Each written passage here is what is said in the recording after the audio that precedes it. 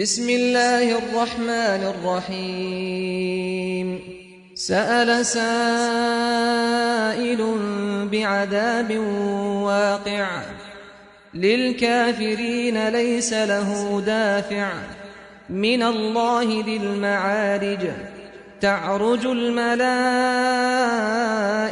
والروح إليه في يوم كان مقداره 50,000 سنة فاصبر صبرا جميلا إنهم يرونه بعيدا ونراه قريبا يوم تكون السماء كالمهل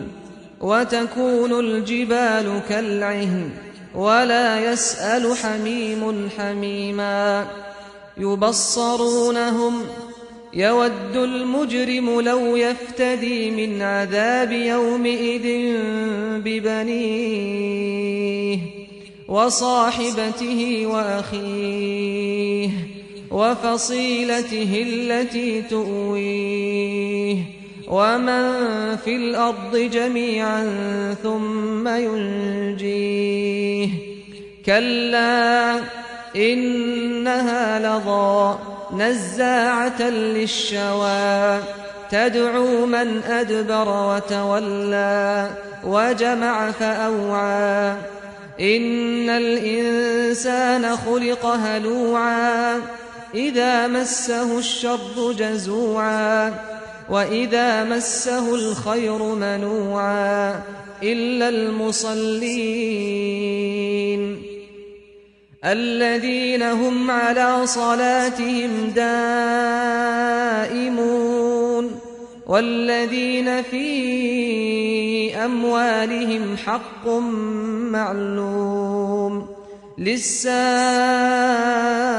والمحروم والذين يصدقون بيوم الدين والذين هم من عذاب ربهم مشفقون إن عذاب ربهم غير مأمون والذين هم لفروجهم حافظون إلا على أزواجهم أو ما ملكت أيمانهم فإنهم غير ملومين فمن ابتغى وراء ذلك فأولئك هم العادون والذين هم لأماناتهم وعهدهم راعون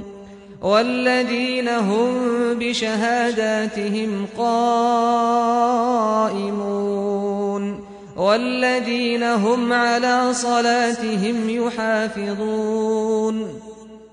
أولئك في جنات مكرمون فما للذين كفروا قبلك مهطعين عن اليمين وعن الشمال عزين أيطمع كل امرئ منهم أن يدخل جنة نعيم كلا إنا خلقناهم مما يعلمون فلا أقسم برب المشارق والمغارب إنا لقادرون على أن نبدل خيرا منهم وما نحن بمسبوقين فذرهم يخوضوا ويلعبوا حتى يلاقوا يومهم الذي يوعدون يوم يخرجون من الأجداث سراعا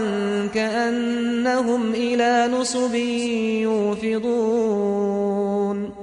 خاشعة أبصارهم ترهقهم ذلة ذلك اليوم الذي كانوا يوعدون